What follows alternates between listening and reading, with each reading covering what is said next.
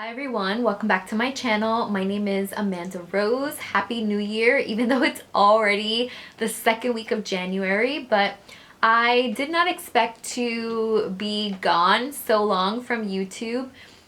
Obviously, there was just so much that was happening. I went back to work January 4th. My birthday was the 5th, and then everything that happened with the Capitol was the 6th. And so I've just been through a crazy emotional roller coaster. And so in all honesty, filming and thinking of ideas was the last thing on my mind. But I started to look back at my book of video ideas and I realized that this is one that I have had written down for a really long time, and I wanted to really get it out there. One, because I'm really passionate about this topic, and two, because I figured it would be such a great way to start out the new year. And so I wanted to talk to you guys about how I was able to pay off my credit card debt and my student loan debt, and now I'm almost done with my hospital bills as well. And so if you have watched any of my previous videos, you know that I have spoken about for a while that I have just been really focusing on my finances in the year of 2020, and the goal was to pay off all of our debt. Still have to pay off a little bit of our car, but we're almost done, and by then we will be 100% debt free. Now, I did not have that much debt left. I was actually one of those people who had gotten 2 of my student loans forgiven through the loan forgiveness program from the government. I know that the qualifications are very, very strict. But I was someone who did work in a Title I school. I met the qualifications as far as how long I had been teaching there. And so thankfully I did get $5,000. I believe that is for social studies teachers. The max is $5,000 that you can get forgiven. And so I had a little bit over $5,000 still left to pay for the year of 2020, along with over $2,000 in credit card debt.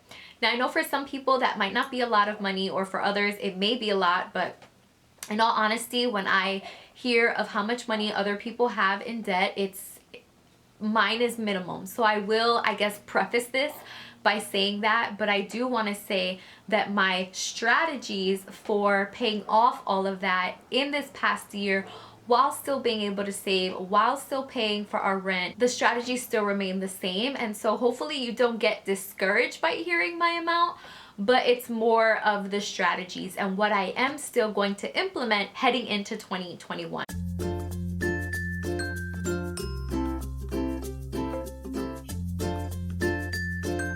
So the first thing I wanted to talk about with you is how important it is to set a financial goal. I am really big on goal setting. I'm very big on creating a goal and then doing all of the little smaller habits and plans to help you get to the bigger goal. It's not enough to just say, I want to get rid of debt. It's not enough to just say, I want to get rid of my student loans or my credit cards. That may be a good goal to set, but obviously now setting up the plan and moving forward on how to get rid of all that debt is really what matters most. And so last year I had set up a plan of I want to be debt free. That was more of like a dream, right? Then I broke it up into smaller micro goals. I want to get rid of my credit card debt first because that interest was scaring me. Next, I want to get rid of my student loan debt.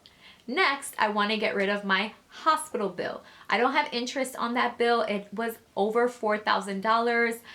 Again, I think I've mentioned this before in previous videos, but in 2017, I was in the ICU for 3 days. I had a really, I just had like a really bad health scare with my type 1 diabetes. And although I was so grateful and happy to be alive, I did leave the hospital with over a $4,000 bill. And although it was a lot of money, what was good was that the hospital, I just had to pay the bill. There was no interest. I called, I put myself on a payment plan, and that plan was like to pay $50 a month. And so that's what I was doing because at the time in 2017, that's all we could afford. Long story short, so that was my larger goal, and then also the individual areas and how I wanted to pay off my individual debt. The next thing I did is create a budget. I've spoken about this in a lot more details in my previous videos, but creating a budget is vital. I always talk about how the word budget, some people may be scared of that word. There may be a lot of negative connotations when you hear the word budget, or the ideas of like restrictions.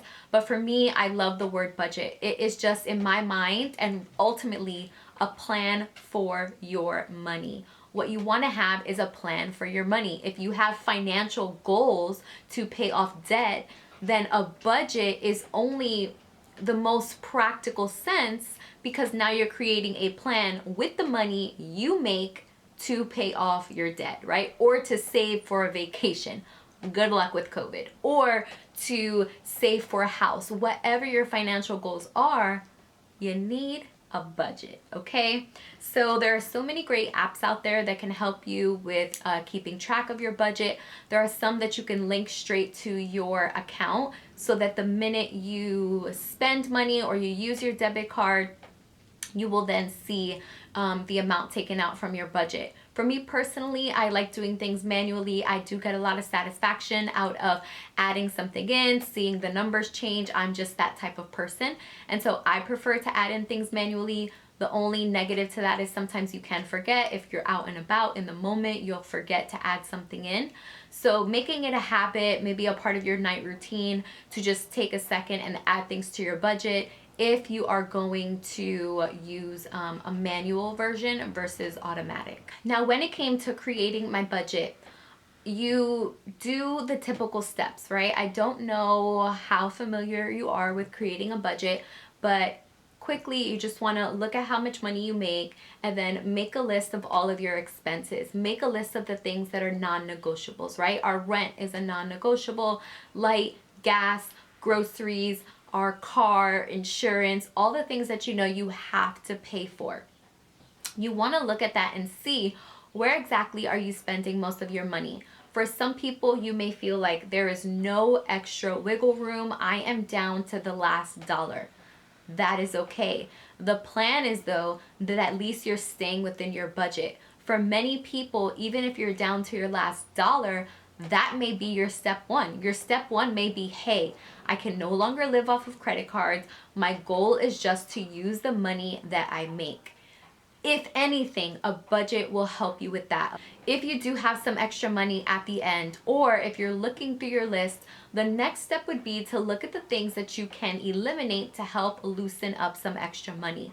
So for example, during the pandemic, we had already decided to tackle our finances very heavily, but we started to just look at the things that we were spending a lot of our money on. So for example, we had a subscription to Hulu, to Netflix. We were paying for Spectrum. We just had so many things that we were paying for. I had a lot of subscriptions, Audible. There was just so many things, and I had to make the decision, or we had to make the decision, that we would cut some of those things out. So the next thing I want to advise is, in your budget, it will be really important to still set aside some money for yourself. This is something that I found very helpful when I had first started tackling my financial journey. FYI, this has lasted more than just November of 2019. I've been struggling with my finances since we got married back in 2014. My husband is actually the financial guru, and I was the one that took a really long time to get on the bandwagon and really just come to the realization that I was extremely wasteful with my money. I would suggest is setting aside 10% of what you get paid for yourself. I think that this is very important, especially if you're someone that does feel like a budget can be very restrictive. It can feel really upsetting to know that all of your money is only going to bills, only going to debt, only going to things that you need, as opposed to also rewarding yourself in the most normal way possible when you get paid. So 10% was the amount that we decided on for both of us. Now, what I love about this is that I still got to buy my cute little shirt. I still got to buy makeup or maybe my hair stuff, but I did not have the freedom to overindulge. And so we set the limit 10%, and whatever we were able to purchase in that 10% was what we got. Now, this is actually going to roll over into my next point. The reason why this step is important is because you really have to just evaluate what do you really need, right? You have to become a lot more intentional and cautious and second guess when you purchase things. Again, I am someone, or I was someone who would just spend money all of the time. I like this, I buy it. I want this shirt, I buy it. I need a new outfit, I'm going to buy it. I don't have those types of shoes. I have black, but not a patent leather black and not a suede black, and I needed every single type. That was me. And I know that I'm not alone out there. Please, if you are also that kind of person, maybe give me a thumbs up, write in the comments, don't leave me hanging. So the idea is that that's how I was always spending my money. But the 10% to myself really forced me to think about the things that I really wanted to purchase. And it really created a lot of self-control. And ultimately what you realize is I just bought myself something last week. I just bought myself something yesterday. Why do I have this urge to keep spending? And so it forces you to really create some self-control in your life and get your finances in order. The next thing I would suggest is try to find supplemental income, some type of additional income. Now, obviously you guys know that I am a teacher, but my teacher income is not the only thing that I am receiving. In the summer, I had decided to do summer school. Now, of course, I knew that my students were going to need that additional support over the summer from just the wonky transition that we had from being in person to remote. But let's be real, getting the financial benefits of also doing summer school was not a bad thing. And so you guys right now, you're watching me on YouTube. I have just started making money on YouTube within the last 2 years. Although I have a decent amount of subscribers, my videos don't get that many views, and so I don't make that much money, but it is more money than if I was not doing YouTube at all.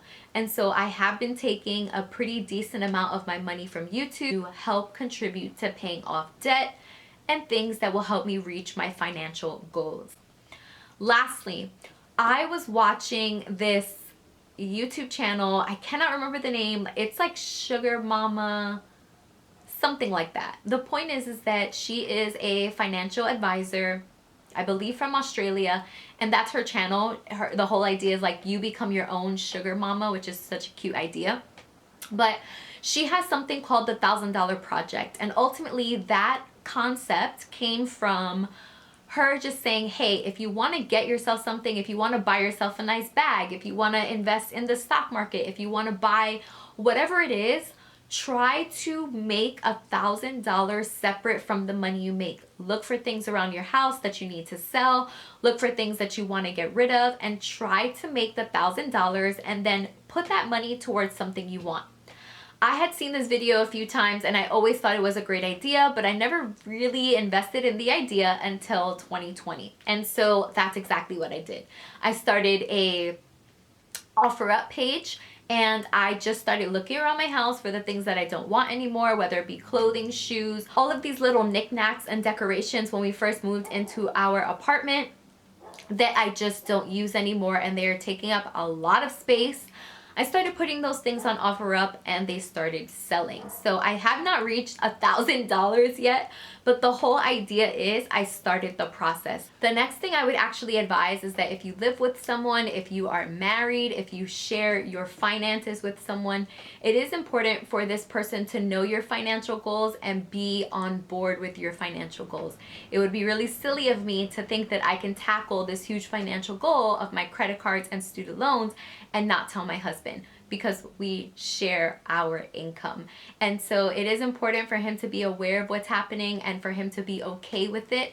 And if you have someone that is in your home that is a little concerned, creating the plan, writing it out for them, letting them see the steps may be really helpful to convince that person that this is a good idea, and that not only is it a good idea, but it's practical and it's possible. The last thing I want to share with you guys is using the snowball effect to pay off your debt, or again, to achieve your financial goals. So for example, this idea comes from Dave Ramsey, I believe. I've watched so many different videos on finances that it is hard for me to keep track, so I will try to give credit to people that I believe I got the information from, but I do know that Dave Ramsey has this idea with the snowball effect. So his thing is, start off with the smallest amount of debt, and then once you pay that off, take the money from that small amount and then allow it to snowball into the next amount. This one was difficult for me to wrap my mind around, even though it makes sense. It is logically sound. The idea of knowing I have to pay minimum on this and minimum on that, just so that I can take whatever extra money I have and put it towards my lowest amount. It does sound scary at first to have to do it, but you will pay off debt so quickly. I got rid of my credit card debt in less than 3 months. Again, make sure you're paying off at least your minimum, because you want to make sure that like you don't get any late penalties or get in trouble. But once you're done with your lowest amount, you want to trickle now all of that extra money over into your next one and then over into your next one. So that's also how I was able to pay off all of that money in the past year. So now that leads me to where I am at right now. Right now, besides my hospital bill, which is already less than $500, like I can taste the end of it, I'm pretty much completely debt free. However, I do have financial goals. I have to get dental work done. Anyone who knows me and my family knows that my teeth are trash, okay? And ever since I was younger, I've had issues with my teeth. I have no enamel left on my teeth. And so they're in really bad condition. And so my dentist and I have just decided that we're going to start the process of crowning a lot of my teeth.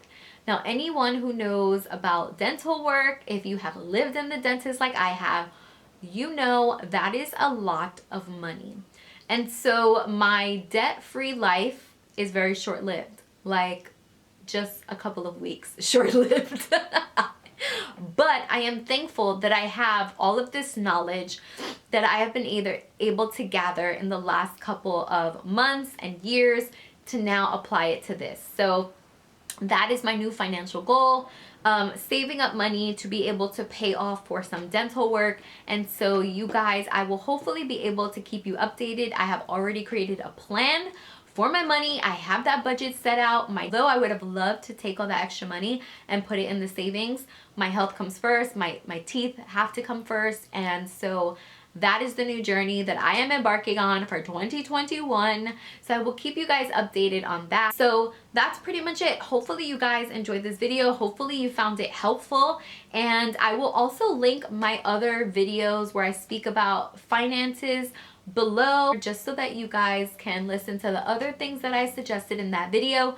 But that's pretty much it. Hopefully you guys enjoyed this.